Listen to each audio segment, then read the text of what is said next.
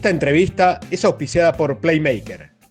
Entra a playmaker.cl y encuentra la próxima indumentaria de tu equipo. Hola, ¿qué tal? Bienvenidos a un nuevo programa de Lado B, el segundo de la segunda temporada. Mi nombre es Leo Burgueño y como siempre los invito a que se suscriban aquí abajo, apretando el botoncito rojo, y con eso están ayudando a este proyecto, a que crezca, a que sea de a poquito un poco más grande. Además me pueden seguir en Instagram y en Twitter como @leoburgueno.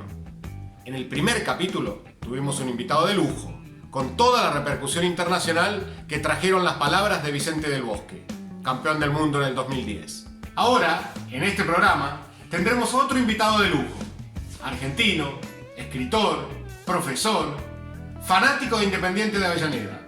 Su primer libro de cuentos fue Esperándolo a Tito y otros cuentos de fútbol, que lo publicó en 2000.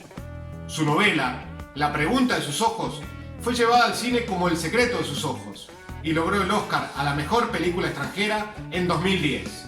Con nosotros, Eduardo Sacheri. Hola Eduardo, ¿cómo estás? ¿Cómo está la situación? ¿Cómo has vivido todo este tiempo, no? Hola Leo, ¿cómo te va? Bueno, tratando de trabajar, de meter la cabeza en la escritura como para no volverse loco, ¿no? Con tanto encierro, tanta incertidumbre y tanta situación extraña. Pero bueno, en eso estamos, aquí en Buenos Aires, y en el Gran Buenos Aires, que es donde vivo yo, sigue todo muy, muy complicado y muy clausurado también. Así que bueno, tratando de ponerle el mal tiempo buena cara. Vamos a cortar con una duda histórica. A Una ver. duda que hay que resolver. ¿Es Eduardo Sacheri o Eduardo Sacheri? Resolvamos esto ahora y en este mismo momento. Bueno, mira, mi padre te agradecería esa duda porque en realidad mi apellido se pronuncia Sacheri. Siendo un apellido italiano, lo lógico sería pronunciarlo Sacheri. Pero acá en Argentina, como tenemos tantos apellidos italianos, se ha decidido hace décadas que todo se pronuncia castellanizado, entonces es Sacheri. Para todo el mundo es Sacheri. Así que vamos por ahí y que la memoria de mi padre me disculpe por vulnerar así nuestro apellido. Pero si alguien en la calle te dice, Sacheri, Sacheri, ¿te das vuelta? Yo creo que sí, todavía me doy vuelta porque yo antes lo pronunciaba Sacheri. Empecé a tolerar primero y resignarme después al Sacheri cuando mi apellido empezó a trascender en los medios. Porque es muy antipático corregir a la persona con la que estás dialogando diciendo, no, mira, estás diciéndolo mal. Entonces ya opté por la resignación. Pero se agradece de todas maneras la consulta. Vamos entonces a definir una cosa. Eduardo y listo. A partir de Mejor, mejor que ahí ya Eduardo no. tiene una sola pronunciación, dale. Está bien. Eduardo, vamos a entrar en un tema primero futbolístico. Cuando eras chico en el barrio, cuando eras joven, digamos, cuando elegían, ¿en qué lugar te elegían a vos? Porque eso ya determina tu calidad futbolística, ¿eh? Mira, cuando yo era chico y adolescente, yo jugaba al arco. Ah, Y entonces me elegía muy rápido. eh, Porque ante la ausencia proverbial de arqueros, como es con esto de que casi nadie quiere ir al arco, eh, era un modo también de ganarme un lugar en los grupos. Digo, más allá de mi grupo de más amigos, cuando vos ibas a cualquier otro sitio donde no te conocían, o a una escuela más grande donde no te conocían, decir, yo juego al arco, te abría puertas, te concedía lugares de respeto que de otra manera hubiera sido más difícil ganarse. Así que yo recién a los 22 o 23 años dejé de jugar al arco, cuando ya fue evidente que no iba a ser un profesional. Dije, bueno, ahora listo, dejo este puesto de responsabilidad y me voy a divertir al mediocampo. Pero por eso, de chico me elegían pronto, pero más por mi espíritu de sacrificio que por mi talento. y ese Eduardo, perdón, arquero, ¿a quién se quería parecer? Al Pato Filiol, definitivamente a Ubaldo Matildo Filiol, el arquero de la selección argentina, campeona del 78, que para mí, mirá que han pasado décadas, sigue siendo el mejor arquero que vi. No, por supuesto que he visto estupendos arqueros, pero nunca como el Pato Filiol. Y eso que el Pato está muy identificado con River, o eventualmente con Racing, y no con Independiente, que es mi club. Independiente tuvo muy buenos arqueros, pero mi ídolo absoluto en el arco siempre fue el Pato Filiol. Me sorprendiste absolutamente, pensé que me iba a decir Pepe Santoro, Lo que pasa, arquero de Independiente de los 70. claro, pero ten en cuenta que yo soy del 67, nací en el 67, con lo cual para mí Santoro fueron sobre todo algunos pósters cuando era muy pequeño y mi padre me los compartía, pero no lo vi atajar a Santoro. Y eso me parece que es definitorio. Por supuesto que después lo conocí a Pepe y no solo tiene su historia descomunal en Independiente como jugador, sino ha seguido vinculado al club y todos los hinchas de Independiente lo amamos. Pero no lo vi jugar. Entonces, cuando yo me revolcaba por el piso, por las calles de Castelar, fingiendo, el nombre que invocaba era el de Filiol, porque era el que sí veía. Y aparte de tener en cuenta que yo vi el Mundial 78 con 10 años. Entonces, la figura de Filiol en ese torneo fue extremadamente importante. De ahí mi idolatría. Eduardo, ¿te acordás perfectamente cuando fuiste la primera vez a la cancha? Me acuerdo de las primeras veces que fui con mi padre. Fuimos a ver a Independiente, no a la cancha de Independiente, que queda bastante lejos de mi casa. Yo vivo en un suburbio de Buenos Aires, de Buenos Aires, pero que queda en la zona oeste y no en la zona sur, como Avellaneda. Yo estoy a unos 40 kilómetros de la cancha Independiente y nos quedaba lejos. Por lo tanto, yo empecé a ver Independiente en la cancha de Vélez Que y en queda la cancha de cerca. Ferrocarril Oeste, que son estaciones, Liniers y Caballito, estaciones del ferrocarril que pasa por Castelar. Entonces con mi padre sí nos tomábamos ese tren y veíamos a Independiente, pero como visitante. Yo la cancha de Independiente la conocí ya sin mi padre, digo ya sin mi padre porque murió cuando yo era muy chico, pero ya fui con otras personas o eventualmente solo, pero no la pude conocer con él lamentablemente.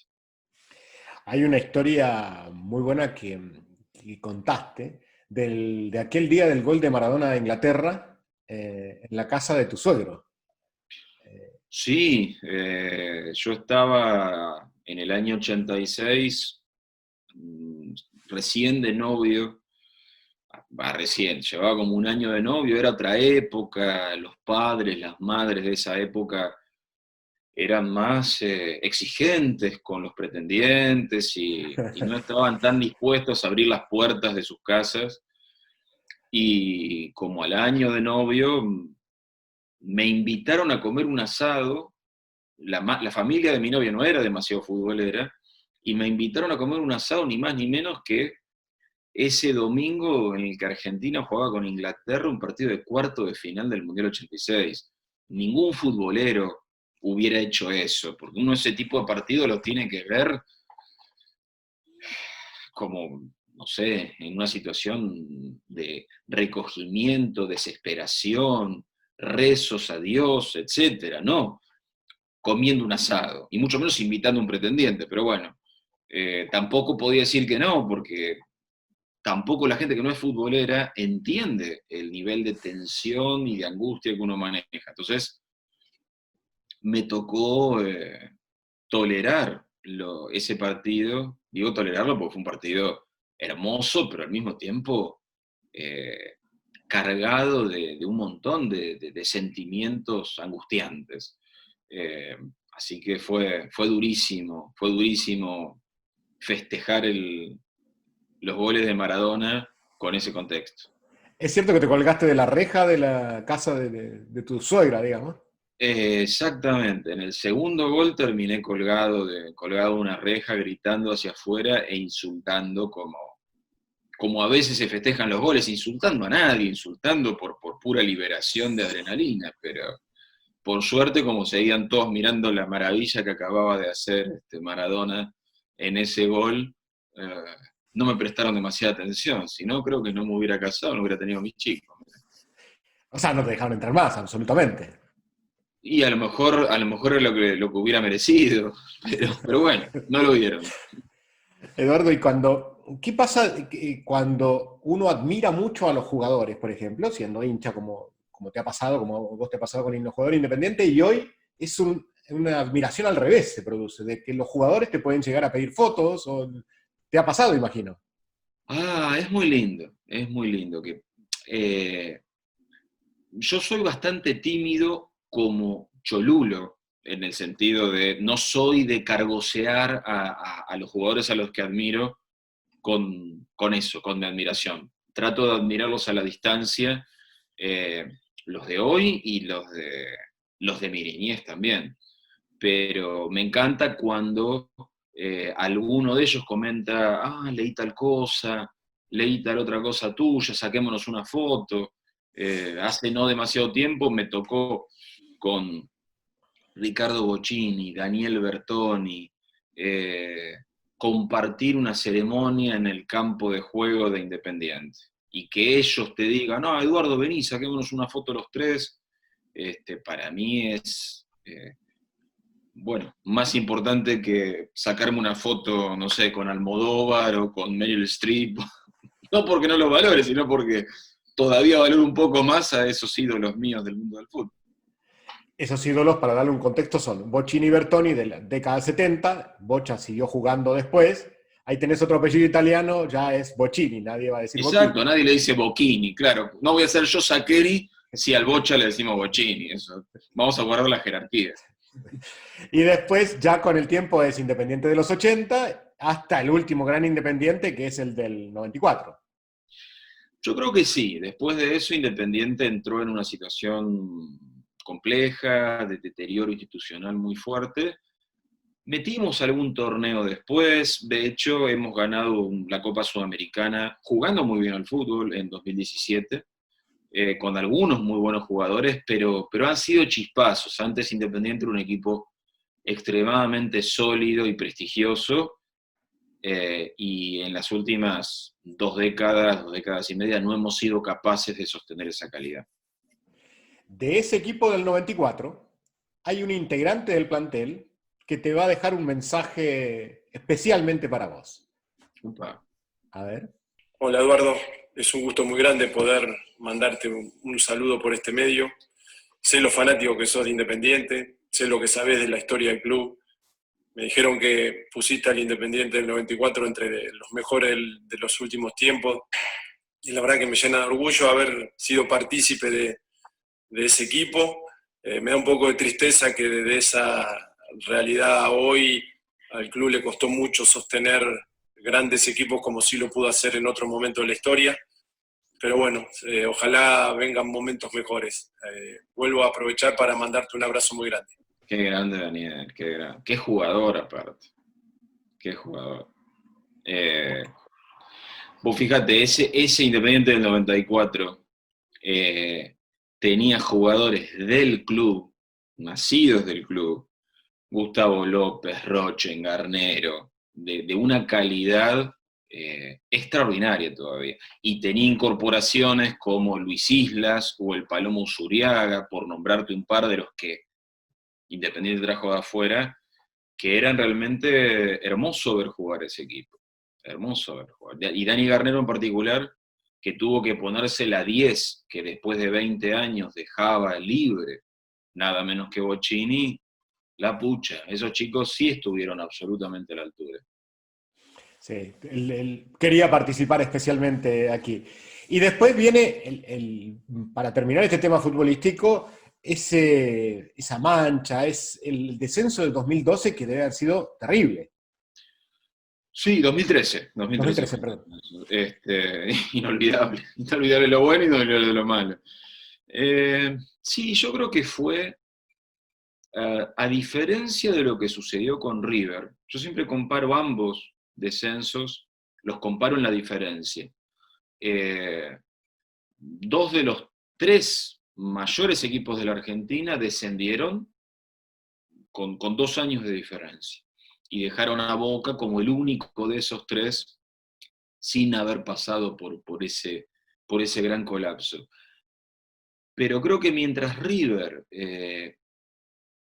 tuvo 3 años espantosamente malos, o sea, un bochorno absoluto pero breve, que lo condujo a ese pésimo momento.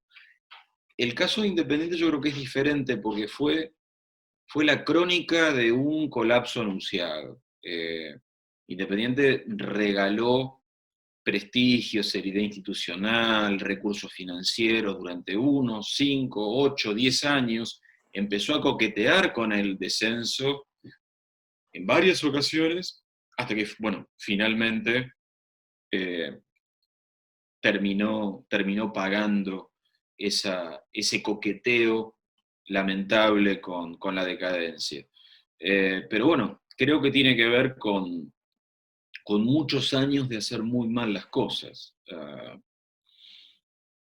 Ojalá en el futuro encontremos una dirigencia capaz de llevarnos a otro sitio. Remarco lo de la dirigencia porque parece que en un club la clave en el largo plazo terminan siendo qué dirigentes tenés. Me parece que no hemos sido capaces todavía en Independiente de encontrar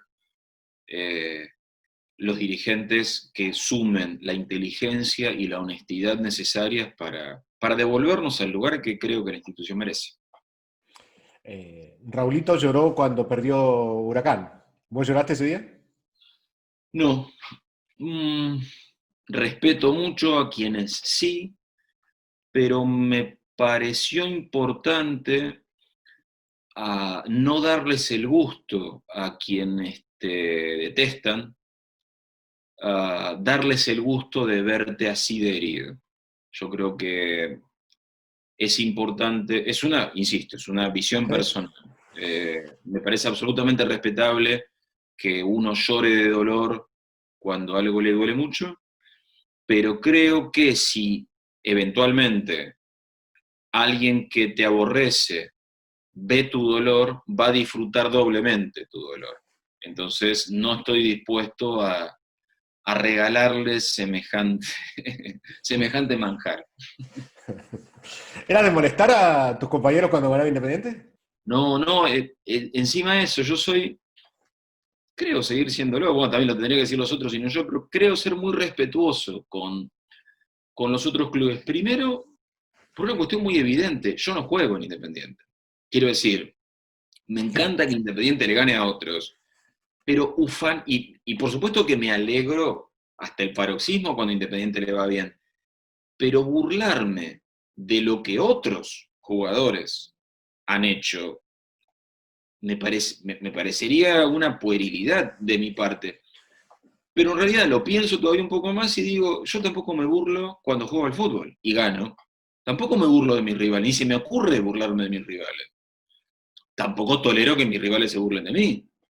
Pero entonces me parece que es como un código de buenos perdedores y buenos ganadores que me gusta respetar. Claro, el problema es cuando vos sos un buen ganador, pero del otro lado te encontrás con un mal ganador cuando le toca cambiar. Pero bueno, ahí es donde uno ejerce la memoria y el rencor a futuro para saber con quiénes juntarse y con quiénes no juntarse. A veces dicen que uno no es rencoroso, sino que no olvida. Bueno, en mi caso, probablemente me sucedan las dos cosas. Anotadito.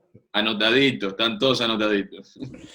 Te pasa una parte más de literaria, digamos, de lo tuyo. Los periodistas antiguos decían, cuando veían una hoja en blanco, cuando tenían que escribir a máquina, que le tenían mucho miedo. De hecho, empecé en medio gráfico, justamente en el gráfico, y los viejos periodistas, Juvenal, todos hablaban de que le tenían un cierto temor a empezar a escribir. ¿Existe el temor en el escritor?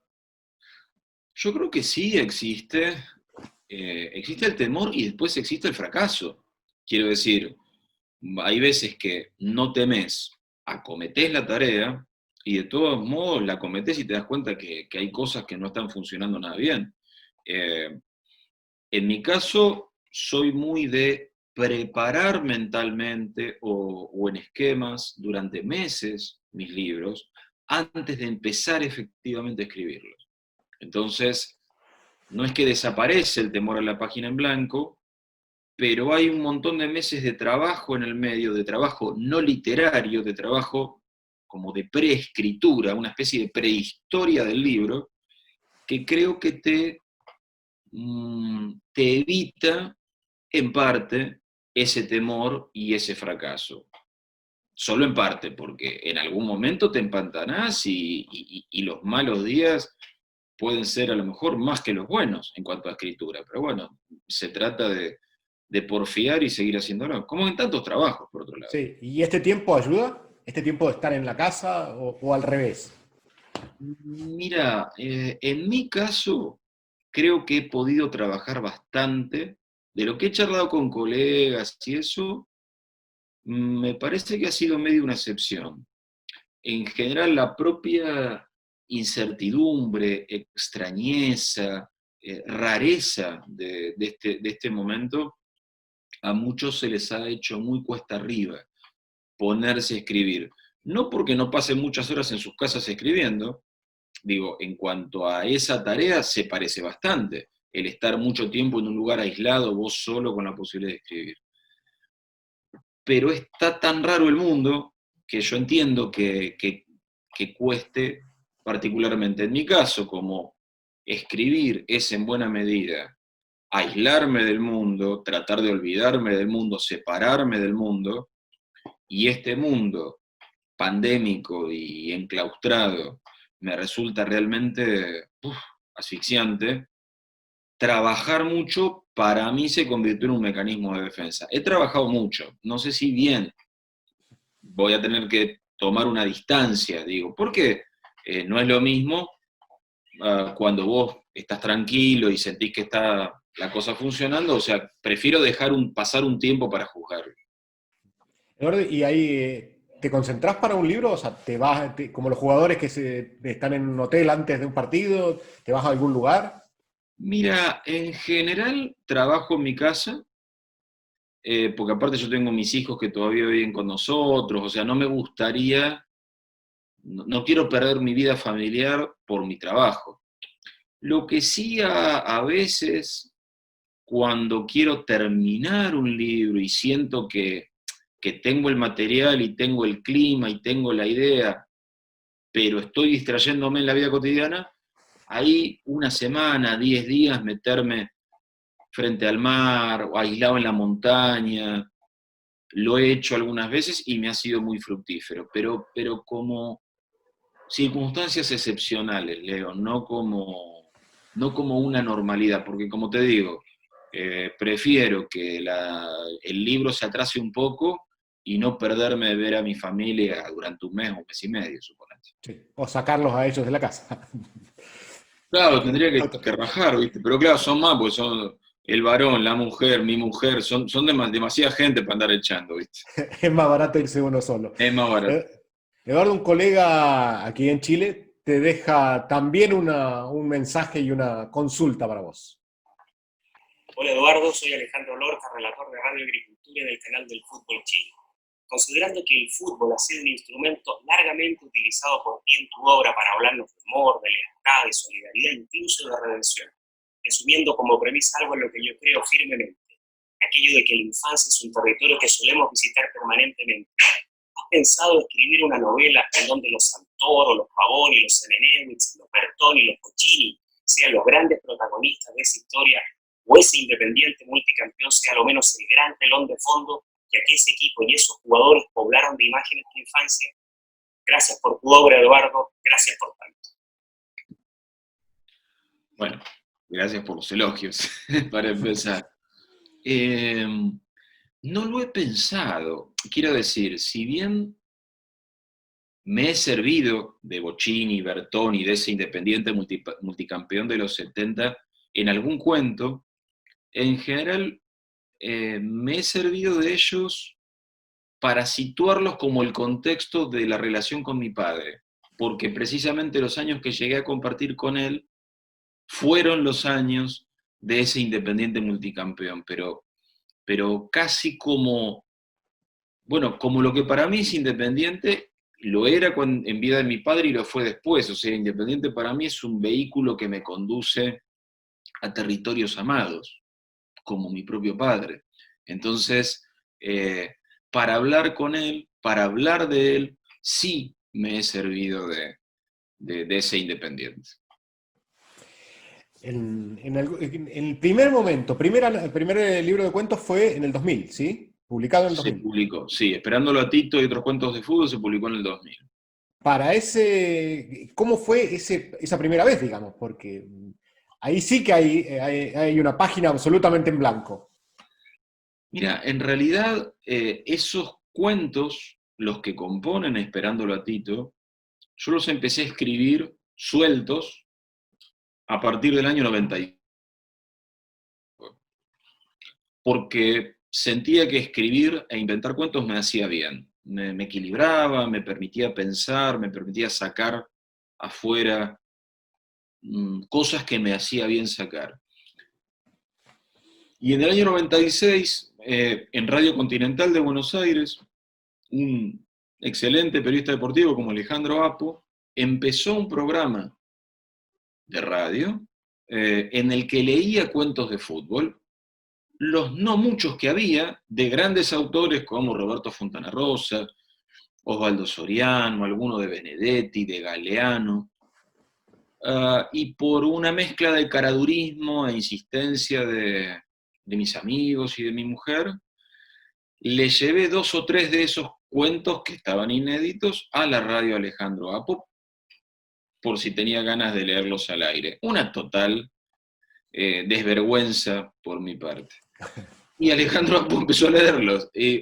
Entonces se dio una cosa muy estimulante, que era esto de que en una radio prestigiosa, un periodista prestigioso te mezclara con autores prestigiosos, y que los oyentes empezaran a registrar un apellido.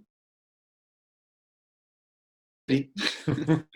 Y empezaran a preguntar por el libro, y bueno, el tal libro no existía, pero se instaló como costumbre para mí que en el 96, 97, 98, cuando yo tenía 2 o 3 cuentos de fútbol nuevos, se los llevara Alejandro Apo a la radio para que los compartiera con los oyentes. Entonces, cuando en el 2000 fui a una editorial, que en ese momento fue Galerna, una editorial prestigiosa, pero no de las más grandes de Buenos Aires.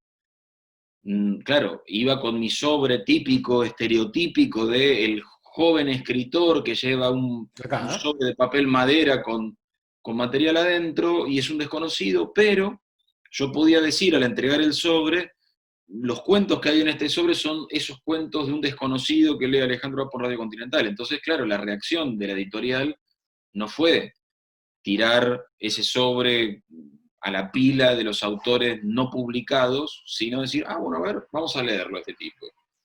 Y eso fue lo que me permitió, ni más ni menos que dar ese salto de ser un escritor inédito a ser un escritor con una publicación. Y como Alejandro Apo siguió leyendo mis cuentos por radio, se produjo un segundo milagro, que era no solo que se publicara el libro, sino que se vendiera el libro. Entonces, bueno, eso facilitó enormemente todo lo que sucedió después. ¿Qué parte de tu casa se llama Alejandro Apo? La mitad se llama Juan José Campanella, la otra mitad se llama Alejandro Apo. Claramente tiene que tener una parte. Eduardo, y todos esos elogios, en algún momento imagino que influyen en el ego de uno. Tienen una relación. Sí, yo creo que está bueno distinguir cuando alguien elogia, lo que está elogiando, y está bien para mí, es el vínculo que pudo establecer con lo que vos escribiste. Y eso, vos no sos lo que has hecho, creo yo. O sea, yo soy una persona con mis virtudes y mis defectos. Pongamos que escribo algo, una persona lo lee, se lo apropia, se emociona, se conmueve, le da placer, pero eso que le dio placer no soy yo, es el libro. Eso que está eventualmente bueno para esa persona, lo que le despierta los elogios, es ese libro que ni siquiera es mi libro, sino es una mezcla de mi libro y su libro, quiero decir, del libro que yo escribí con el libro que la persona leyó, que ya no es el libro que yo escribí. Entonces, me encanta que suceda. que pase eso. Me apasiona y me encanta que a la gente le guste lo que escribo y que se lleve los libros a su vida y todo. Pero creo saber que no soy yo. En ese sentido, espero no haberme engrupido, como decimos acá, porque eso, me parece que yo sigo siendo la misma persona que antes. Sí, es el libro y los recuerdos del que lee el libro. Que Claro, también es influye una construcción en la que yo soy simplemente uno que aporta algo, pero lo bueno que pasa es que la persona que lee se lleva eso a su propia vida, y yo ya estoy afuera de todo ese proceso personal. de procesos personales y de lo que significa cada libro o cada cuento para cada uno, un colega tuyo y colega escritor y periodista te deja este mensaje también. Hola Eduardo, te saludo desde Chile, mi nombre es Marcelo Ciponetti, soy periodista y escritor, y la pregunta que te quiero hacer tiene que ver con la artesanía que hay detrás de un cuento, específicamente el cuadro de Raulito, un cuento que cada vez que lo leo no evito emocionarme, al punto que cuando lo leo en voz alta se me hace difícil a veces llegar al final de la historia. ¿Qué te inspiró? ¿Cómo surgió ese cuento? ¿A qué obedece? Que esté muy bien, ¿ah? Bueno, gracias, Marcelo. Bueno, ese cuento surge de una imagen, como pasa muchas veces con los cuentos. Yo me recuerdo en mi niñez pateando mientras miraba un partido por televisión, pateando como si fueran los jugadores, pateando los muebles, no voluntariamente, sino moviéndome y mi padre diciéndome, quédate quieto, vas a romper algo. Y me imaginé en algún momento un padre viendo a su hijo esperando un saque de esquina, esperando un córner, pero extrañado desde el lugar del padre de decir, este chico tendría que estar perfilado como defensor y no como atacante, si es hincha de quien dice ser. Entonces me gustó jugar con ese equívoco y con esa cosa tan profunda de cualquier padre, de cualquier madre, que es nuestro deseo de inculcar ciertos valores en nuestros hijos. Cuando digo valores, nuestro club para nosotros es un valor mucho más discutible que la honradez o que la bonomía, pero para nosotros es un valor, nos encanta que nuestros hijos adopten nuestros colores. Entonces, bueno, sumando esas dos cosas, este chico haciendo ademán mientras escucha un partido por radio, y esto de el alumbramiento de tu amor por un club, me parecía que era una linda energía, como fuera el fueguito para coser ese cuento. No te pasó a vos en ninguna de las dos generaciones, ni para arriba ni para abajo. Mirá, en realidad no le di mi padre no me dio opción, ni yo se la di ni a mi hija ni a mi hijo. Está bien, pudieron a lo mejor tomar otros caminos mis hijos, pero la verdad que salieron los dos muy hinchas independientes y yo no puedo sino alegrarme mucho. ¿En algún momento algún libro te marcó de chico?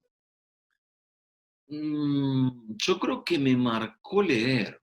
Digo, en mi casa mis viejos leían mucho, mis hermanos leían mucho, y desde muy chiquito descubrí que me encanta ese acto de sumergirme en un libro y desaparecer del mundo. Empecé con historietas, porque aprendí a leer con ellas antes de ir a la escuela, por esto de los dibujitos y la letra de imprenta mayúscula favorecían el aprendizaje. En mi niñez me marcó Julio Verne o Alejandro Dumas o Emilio Salgari, me marcaron. Y en la adolescencia me marcó Cortázar y me marcó García Márquez, y después me marcó Vargas Llosa y me marcó Borges, y todavía me siguen marcando los libros. O sea, siento que lo mejor, una de las dos cosas que más me gustan en la vida es leer. La otra es jugar al fútbol. Ahora de centrocampista. Ahora de número 5, centrocampista, entrega. No me pidan talento. Lo mío sigue siendo sacrificio. Ahora más con los pies y con los pulmones que con las manos y las rodillas. Pero sigue siendo el sacrificio. El 5 argentino, el 6 chileno, para el contexto del volante central. ¿El 6 chileno es el centrocampista? Así es, así es. Mirá vos, yo pensé que, mirá, hubiera supuesto que era el 5 universal. Mirá cómo uno supone que todo es como en el pueblito de uno. Mirá, bueno que me lo aclares, Leo, entonces. Me quedó de tus tweets habitualmente, estoy buscando la fecha, 11 de diciembre de 2019. Dijiste que habías escrito mal exorcizar y que te ibas a castigar. ¿Tenés falta de ortografía? No, si no, cerramos todo acá. No, pero ojo que yo creo que depende a veces de ciertos funcionamientos cerebrales. Digo, a lo mejor hay gente que puede ser extremadamente lectora, extremadamente cuidadosa, extremadamente culta, que tenga falta de ortografía. Me da la sensación, porque he conocido a alguna gente así, pero no puedo desconocer que para mí una falta de ortografía es como una patada en los dientes. Cuando la leo, no con mis alumnos de la escuela secundaria, ahí es como uno sabe que bueno, lo tiene que aceptar, asumir y así escriben. Pero cuando un adulto, un colega, un periodista, alguien del mundo de los medios, te escribe con falta de ortografía, me resulta, y hacerlo yo me da una vergüenza. A veces me sucede en medio de la escritura, y cuando veo que estoy en el Word y voy avanzando y me queda subrayada de rojo una palabra, a veces porque di vuelta a la letra no hay problema, eso es la dislexia que uno tiene, pero cuando es una falta de ortografía me desespera. Pensé que iba a decir que era una patada en otro lado más que en los dientes. No, en los dientes, tuve delicado. No, como hijo de maestra, no lo admito tampoco. ¿El Oscar fue gol en la final del 86 o un paso, como dijiste, a Real Madrid o Barcelona? Ahí es un mundial. Es como que ganes un mundial y después te lleven a jugar al Real Madrid o al Barcelona. Porque te abre un montón de puertas el Oscar. O sea, a mis libros les abrió, suena ambicioso decir les abrió el mundo, pero es que les abrió el mundo.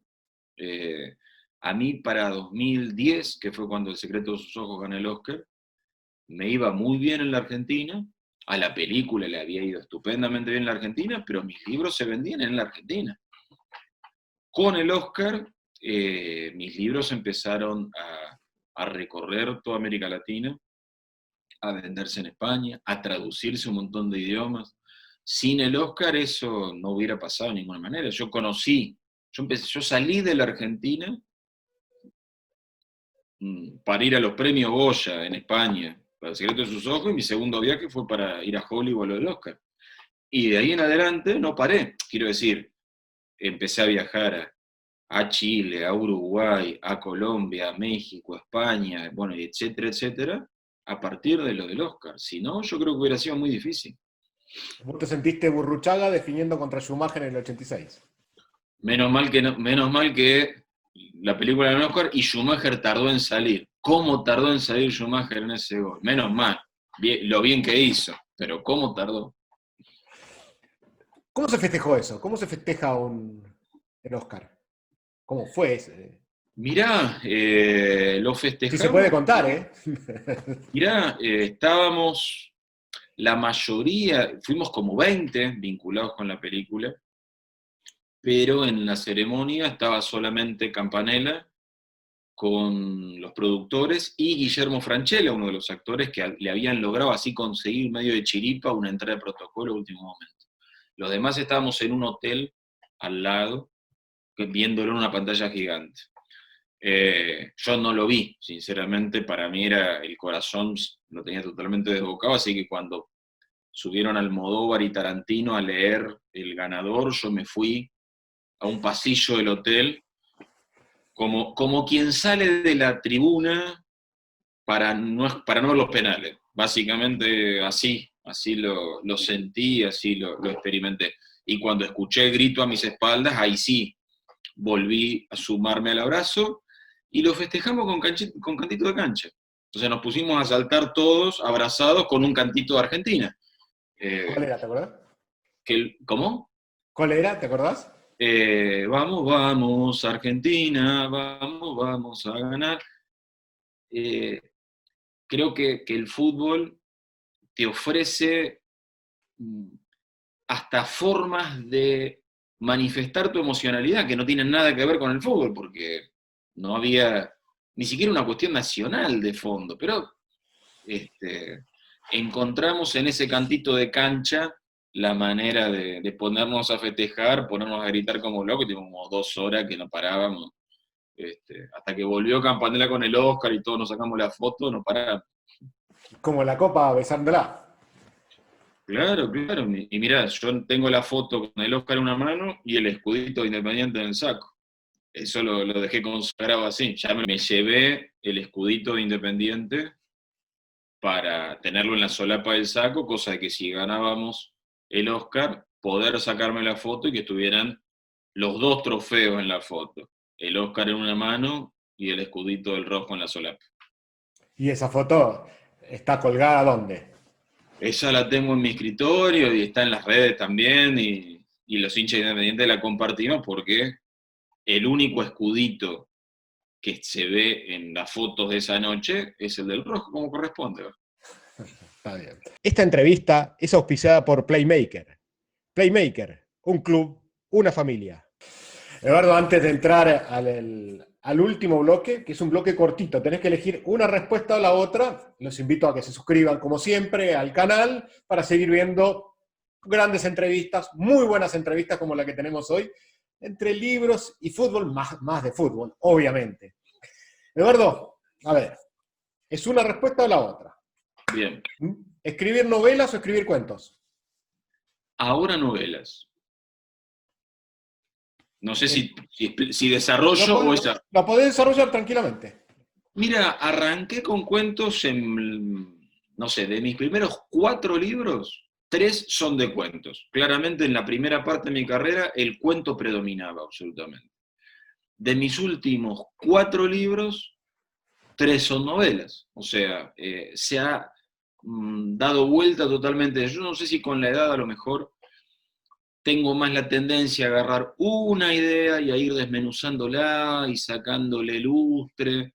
Capaz que tiene más que ver con esto de la edad propiamente. No se me ocurren 20 ideas diferentes, se me ocurre una y perfeccionarla. Capaz que es por eso. Futbolísticamente sería empezar de adelante y que se van metiendo para atrás los jugadores. Es posible, es posible. No, yo no tengo tanto despliegue. A ver, esta es difícil, ¿eh? ¿El gol de Bochini en el 73 o el gol de Bochini a Talleres? Y si es una final de Copa, si es una Copa Libertadores, no, siempre una Copa Libertadores es más. Intercontinental en ese caso. ¿Eh? La de Juventus Intercontinental 73. La de Intercontinental en 73, claro, no, más todavía, sí, no. Lo de Talleres es algo precioso, pero vamos a poner los títulos en su jerarquía. Una Copa Intercontinental, aparte la primera. Porque después ya vino Percudani y el Liverpool, pero no, vamos a ponerlos en ese orden. ¿Independiente de los 70 o Independiente del 84? Yo creo que el 83-84, 83 digo porque el torneo local es en el 83, Libertadores e Intercontinental en el 84, fue todavía mejor fútbol. Coincido.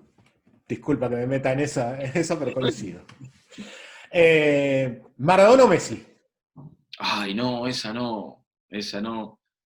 Porque son épocas distintas, son tiempos distintos. Si te tengo que contestar con la celeste y blanca, desde el amor de selección nacional, Maradona es inalcanzable. Pero siento que como jugador completo de largo plazo, de largo aliento, de largo impacto en el fútbol mundial, en cuanto al tiempo, tal vez ahí sea Leo. 2 técnicos que pasaron por Chile, ¿Bielsa o Sampaoli? Bielsa, segundo Bielsa y tercero Bielsa. No sé si te contesto. Me parece que me quedó bastante claro. ¿El porqué de Bielsa? Me parece que encarna un modo honrado y reflexivo de pensar el fútbol. Con esto no digo que solo me gustan los equipos que juegan como juegan los equipos de Bielsa. A mí me gusta distinguir esto porque me encantan cómo juegan los equipos de Bielsa, como me encantan cómo juegan los equipos de Guardiola, suponte, que no tienen nada que ver en cuanto a su estilo. No estoy hablando de estilos futbolísticos, sino de estilos, de formas de ser y de formas de entender el fútbol. Me parece que personas como Bielsa enriquecen el fútbol. Por eso lo valoro mucho, más allá, y aquí en la Argentina, más de una vez me encuentro en discusiones futboleras, porque claro, Bielsa tuvo un pésimo Mundial 2002. Entonces, hay quienes prefieren condenarlo por esos 3 partidos. Yo prefiero valorarlo por otro montón de partidos y sobre todo por otro montón de cosas más allá de esos partidos. Más en los extrafutbolísticos que en los futbolísticos. Más afuera de la cancha que adentro. Sí, aunque ojo, me parece, la Argentina de Bielsa, salvo el Mundial, fue de lo mejor que hizo Argentina en los últimos 20 años. Creo, es más, me parece que la única eliminatoria que gana la Argentina es la eliminatoria de Bielsa. Quiero decir que gana, que sale primera y rotundamente superior a sus rivales. Creo que es la de Bielsa, o sea, hablo también futbolísticamente. Esta no tiene O, sino ¿con qué personaje de Metegol te identificás? De Metegol, y creo que con el Capi, porque no tengo el ego del Beto, ni la liviandad de espíritu del loco, así que me parece que con el Capi. En tu vida, ¿cuántos pitilangas has visto en cancha? Demasiados. Y en Independiente he visto unos cuantos, lamentablemente. Especialmente en el último tiempo. Oh, Dios mío, ¿qué va a ser? Hay que saber comprar. ¿Cuál es la pregunta que ya no quiere contestar más Eduardo? Eduardo, dije. No sé. Bueno, de política no contesto nunca preguntas. Me niego a hablar de política. En Argentina es dificilísimo, pero bueno, por suerte, como ya todo el mundo sabe que me niego, ni me preguntan, porque es la mejor oportunidad para hacerte mala sangre durante meses con lo que contestes, o mejor dicho, no con lo que contestes, sino con todo lo que te odien y te critiquen por lo que contestes. El podio de los Independientes es primero Bocchini, seguro, ¿no? Yo creo que sí. Un podio, bueno, después tiene que estar Arsenio Erico, aunque yo no lo haya visto, el paraguayo es el máximo goleador del fútbol argentino, 200 y pico de goles, todos en Independiente. Y luego, y Bertoni lo pongo también. Bocchini, Erico, Bertoni. Eso es el triunvirato. Eduardo, espero que le hayas pasado bien, un poquito de fútbol, un poco de libros, un poco de reírse también en estos momentos, me parece que hace bien y espero que lo hayas disfrutado. Mucho, Leo. Espero que estés muy bien y bueno, te dejo un saludo grande para vos y para la gente que te sigue en tu canal. Una interesante entrevista con un personaje ligado al fútbol, un escritor como Eduardo Sacheri, que se ha valido del fútbol muchas veces para los libros de cuentos. Los dejo invitados con esto para el 3er capítulo y como siempre les digo que se suscriban al canal para que este proyecto siga creciendo. Nos vemos en el próximo programa.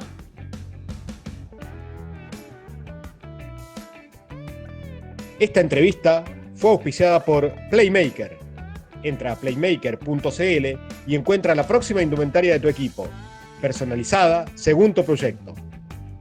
Playmaker, la marca de los clubes chilenos.